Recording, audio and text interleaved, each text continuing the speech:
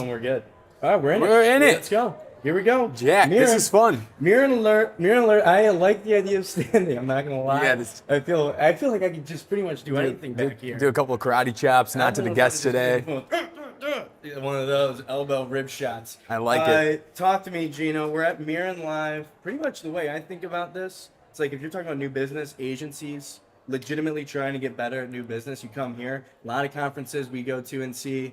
It's a lot less about learning and more about just like getting sold to be honest. So this is exciting to be here. The crew at Mirren, they said, bring your damn live show, do it here. So we got the conference legitimately right behind us. Yes, sir. Noise complaint imminent. It's great, Jacq. And for the folks back at home that might not know, I was working in communications and in new business, so I am going to completely nerd out with the guests that we're talking with today. Some of the best new business professionals in the world. How do you grow an agency? How do you win new business? Do you pitch? Do you not pitch? Do you spend a bunch of money on it, Jacq? We're going to learn from the best today. All the above, Gino. I love it. Before we get into that and bring in our guests, let's go into the 2-minute drill real quick. Biggest stories of the day, live from Mirren. Shout out Mirren. Let's get it going. First one, Gino, help me out here. What do we got? We got Miller Lite launching a MVP match ball, Jacq. It's a soccer ball that holds up to 12 beers in it. So for me, that would be a personal match ball. That's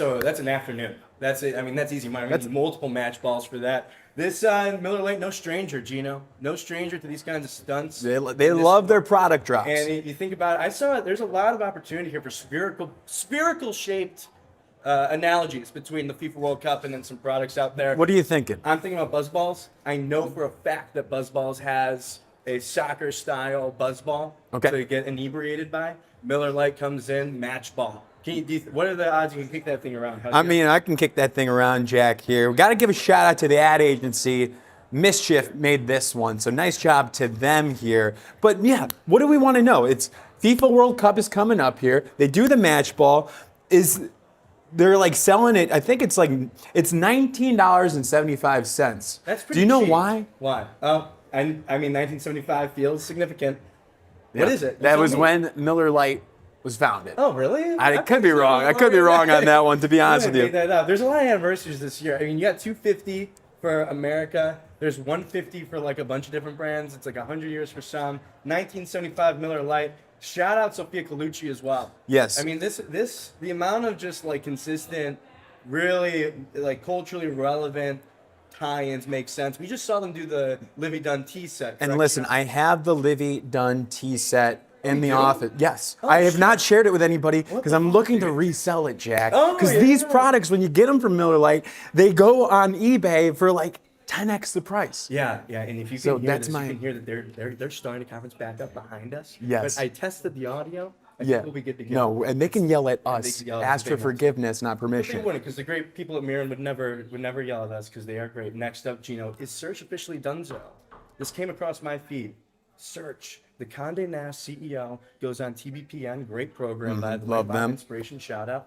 Condé Nast CEO comes on and he says, we're treating all of our brands, all of our publications, media entities, as if search doesn't exist. It doesn't. It doesn't, Jacq. Yeah. It's gone. When you go on Google, you search up a product, you see an AI overview. And then below that, you see sponsored stuff. And then below that, sponsored stuff. Sponsored stuff again, Jacq. But what's the takeaway? What do people need to know? Well, to me, my big thing is, okay, if we're going away from search, are we going to be moving money away from search? So I think like performance marketing is just shifting in the way that any sort of marketing does. And I think this is like the next thing. However, like I don't know what happens with search from here because people still use search. People are still searching for things. It's just the bang for your buck if you're going to be going in on like sponsored and like search isn't going as far as it used to when there was less competition, there was less sponsored slots. Gino, it reminds me of like banner ads for websites. Totally, Jacq. Right? And, yeah, exactly. I mean, is that good? Dude, you clip that.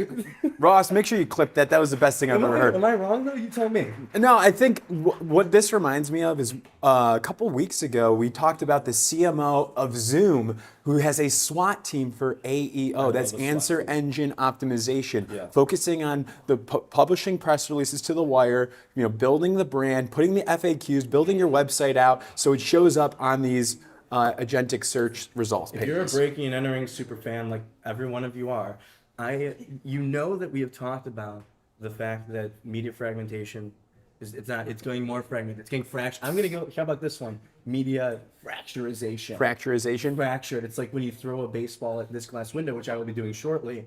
and it's shattered. Shatterization. Media shatterization, Gino. That's search. That's but search. Interesting. It's something we'll see if brands kind of like look at that and. And yeah, the takeaway to me, it's always about brand building, knowing your audience. Like the fundamentals don't shift. If you do that right, it'll show up. Next up, Priceline new Negotiator. Will Shatner is how old now?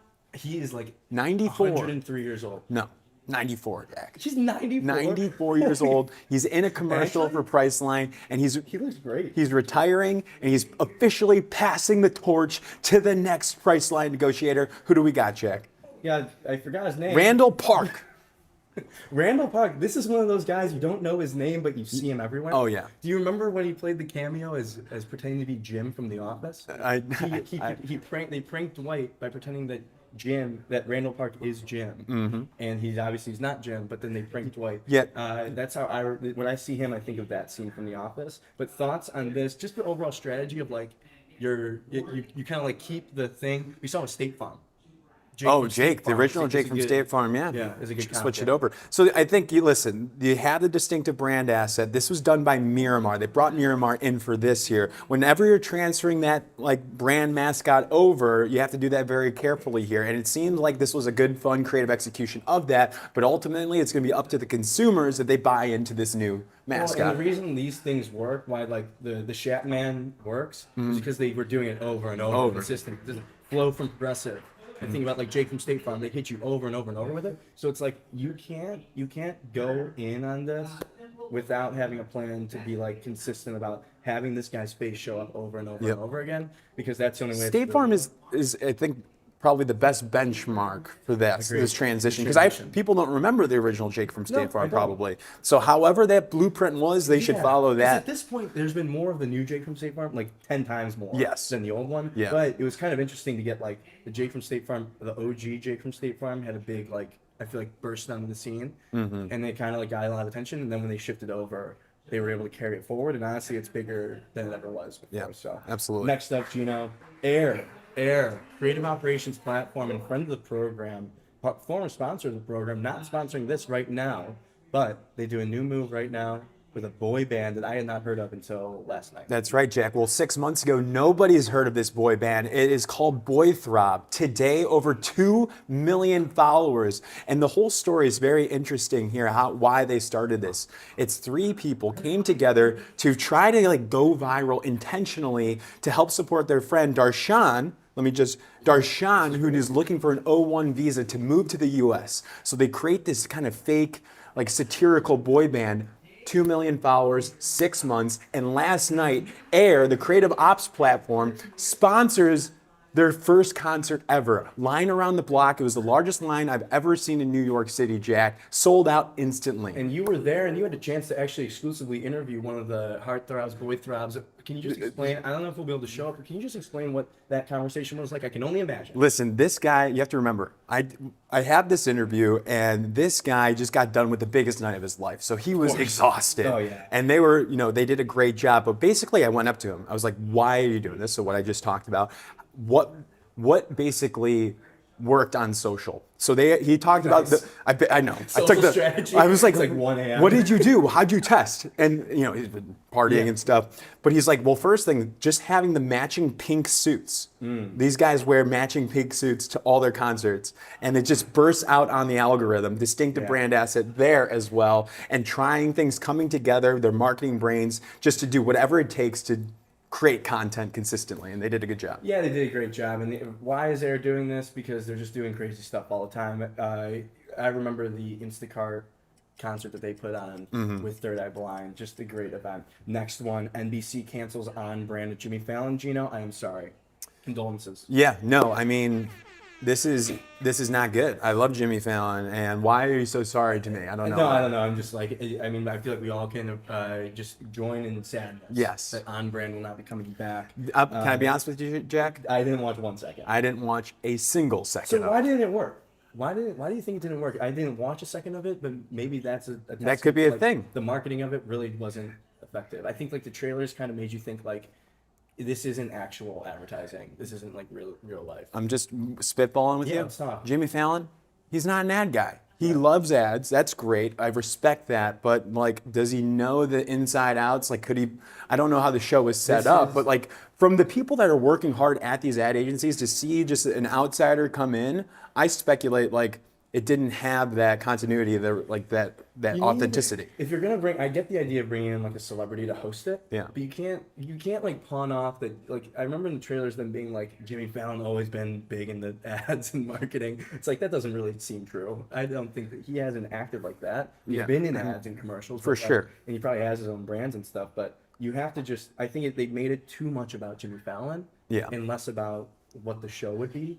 It's like you can't do Survivor and be like Survivor with Jimmy Fallon and by Jimmy Fallon. Right. It's like Survivor is the thing that people are going for, and then Paul Roast or whatever that guy's name is kind of like he's just a great host. Yeah. And he's someone that people come back to because he's a part of the brand. And another thing for me, it's like, if I'm working in advertising all day, all night, like, do I want my free time to see more stressed out advertising people do their job? If they do it awesomely, if they make it like an interesting show. Yes. But the marketing of it, I think, just fell flat, and I think it's a good reminder that like you got to appeal to like the very core audience first to get the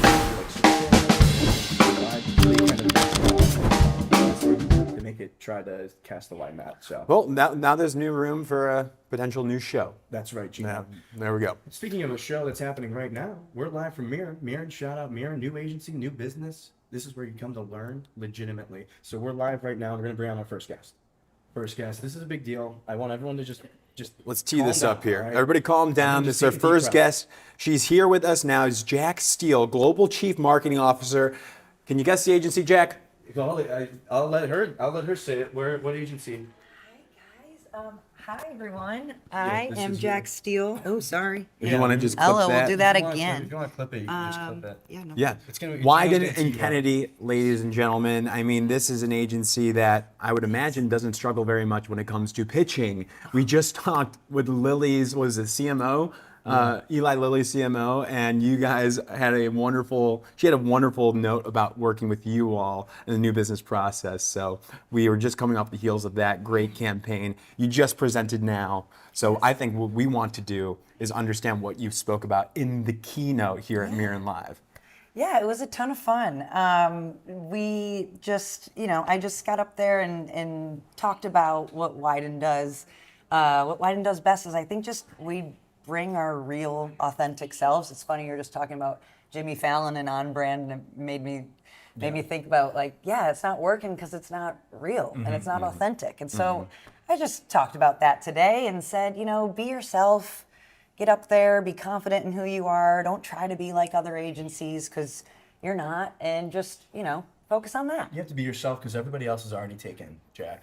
And speaking of taken, we have the same names, and you have taken my name, just a little bit different. It's a Q, and it's short for something. Mine's not, but I thought that we should find some common ground early in the interview to I like establish that. rapport. Thank you. Yeah, you're good at what you do. Thank you so much. But I like when you're up there, you acknowledge the fact that like it's easy for Wieden to say what you're saying up there, like win new business. Why don't you just win, or like just have a storied history of decades and have a ton of success. But explain that part of it. Absolutely. So a lot of people say, oh, that's easy for Wieden and Kennedy to say, or that's easy for Wieden and Kennedy to do. And I just wanted to hit that right on its head. Because I'm not, it's like, yes, maybe that is easy for us to do because we're acting like ourselves. But the point of my keynote today wasn't to try to get people to be more like Wieden and Kennedy. It's, in fact, the opposite. Yeah. Be you, be more like you, and then you'll show up like you. That was the gist of that. I have a question. I'm going to press you a little bit here. This is going to be a tough question. So let's say you start at a new agency and you're learning the ropes at the new agency and you need to be that new agency. What are the first things that you're going to do as a new business professional? How are you going to understand the agency brand for the folks listening today? Yeah, totally. I think step number one is knowing who you are through and through. Before you get out there and pitch, you got to know who you are. What does that look like? Are you looking at the archives, the old ads that they've made? Are you looking at the current suite of people today that are working there? Are you hosting a party? Because I would just throw a big happy hour personally. That throw might the work. tab, and you're gonna learn about everybody.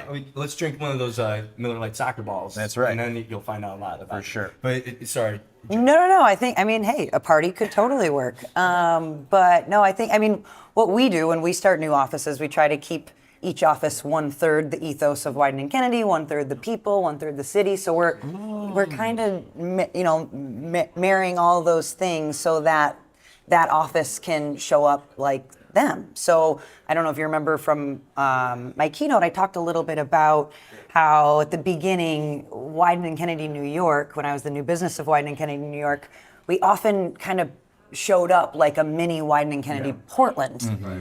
And, that wasn't working for us. And if you think about it, it's like, well, yeah, New York and Portland couldn't be further from each other. So, of course, that wasn't going to work. Yeah. And so now you kind of, and this is what I think is really glaze-worthy, is like Wieden. I feel like probably you all for so long reputation, like the Nike agency. Yeah. And I feel like those days of being just known for that are so long gone, at least when just seeing like the body of work in the portfolio now. And so it has a lot of that, do you think, been driven by the fact that Totally. New York has, in the best way possible, tried to like separate from...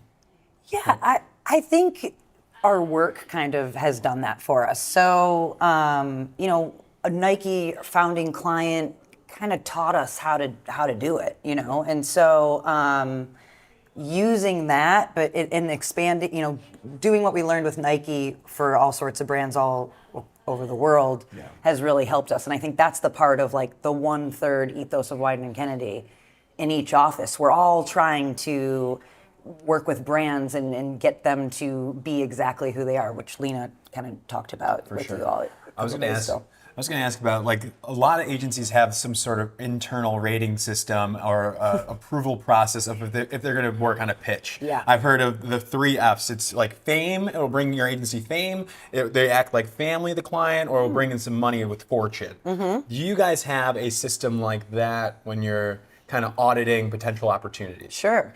Yeah, I mean, our filter for opportunities is pretty simple. We like to first see if the opportunity would be interesting to the people who work at Wieden and Kennedy, because that's the goal, is to get people excited and make awesome work. So first thing we ask is, would this make the agency proud?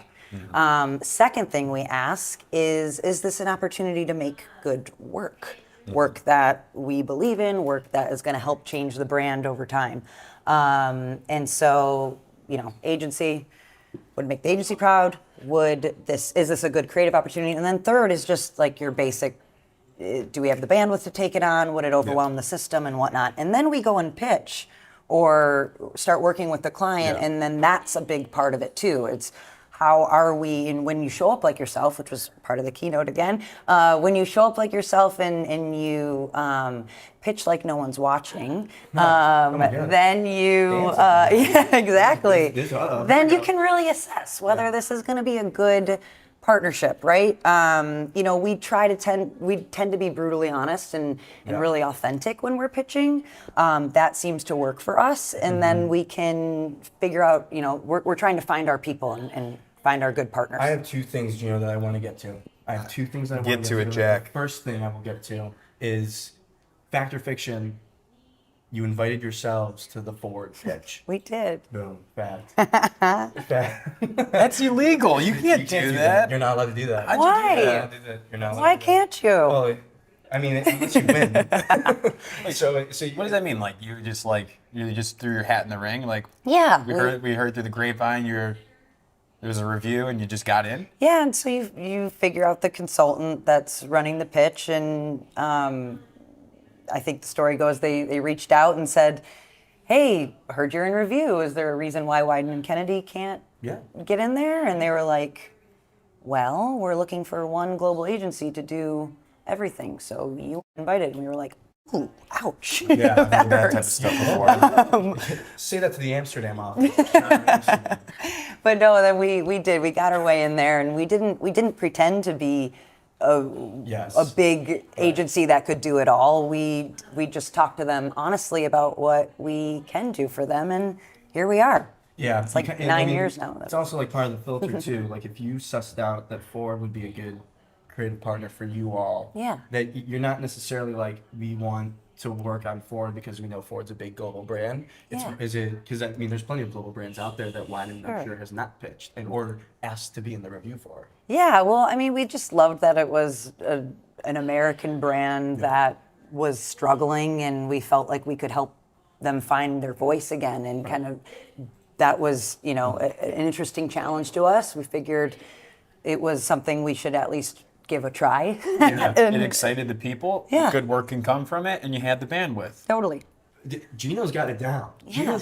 This is like See? money. And I feel like he's like Lisa Matarazzo. First off, best Oh, name, yes, marketing. yes, we best love name Lisa. in marketing. But I have never met her personally. I'm really interested like her philosophy and ethos when it comes to like the creative work and pushing forward the Ford brand. I mean, coming off of, it is a big global kind of rebranding, ready, set, That's forward. what Weiden's up to though today. I know. They're doing like the global branding and positioning. Yeah. Eli Lilly, Ford. What was the Wow, other one guys. we were talking about yesterday? What was? You know am I your missing stuff.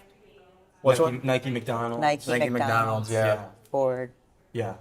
Wait, Those what are was the big question? brands. Those are big brands. We were That's talking when you about come to Lisa. Wieden. And Yeah, what's like working with Lisa? brand platforms. Yeah. Oh, Lisa's amazing. That's the thing. That's part of pitching is finding your people. We're looking for partners like Lisa, like Morgan, like Lena. We have really great clients and the clients that we work with because they knew exactly what they were getting with Wieden and Kennedy. They learned that through the pitch.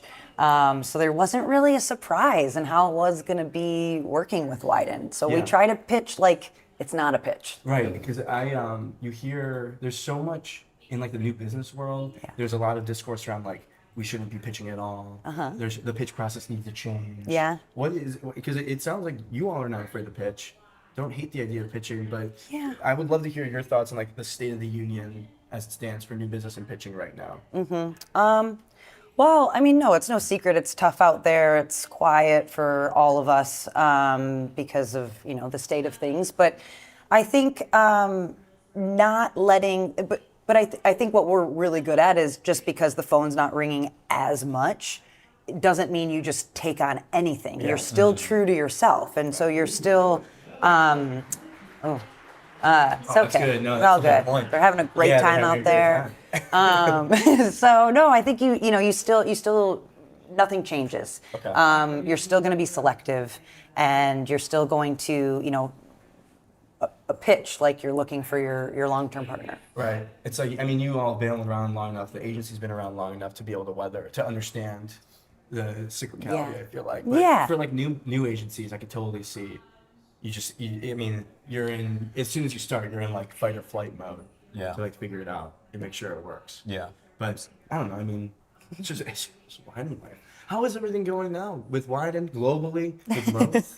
We're doing great. Awesome. Yeah, I'm it's. happy to hear that. Thank you. It's just been quite the run. And then we talked yesterday, like we mentioned, Lena Yeah. from Eli Lilly and her saying that they reverse pitched. Yeah. They reverse We've pitch. never- That is a dream scenario. That when was a brand moment. is I pitching was it. almost like Lena. I feel like you're an ambassador right now for it. Yeah. Totally. Yeah. I know we didn't pay her for that. you pay her too, for but- that? So for those that did not tune in yesterday, Lena Palomeni, the CMO consumer at Eli Lilly, told us she'd been working on trying to get Wieden to work with Eli Lilly Yeah. for a few years. Yeah. On the third or fourth time of convincing you all, she finally broke through. Yeah. But explain that process. Sure. So I think a strong CMO like Lena can do that. It takes having the gosh. right partner and the right ambitions. She actually loved the P&G work. She mentioned this on Yes, so she she did. loved the Thank You Moms campaign, and that was kind of the heart and soul of what she was looking to do with Lily's work. And so, yeah, she said, I really want to take this. She also didn't want to be known for, she didn't want to do pharma ads. Yes, And right. so she kind of felt that Wieden Kennedy could help her do that. And I think there was a few conversations. I think we were like the third part of the filter, like like pharma, can we handle that? That's a different thing. We haven't done that yet, and so we really wanted to assess it and make sure it was right before taking it on. And glad we did. Right. Yeah. Making awesome work with them. Listen, I'm just curious here. It's not every day you get to talk to the global CMO of one of the best agencies. Is there any like stories, things you can tell us of like a pitch theater? Oh, You yeah. went above and beyond.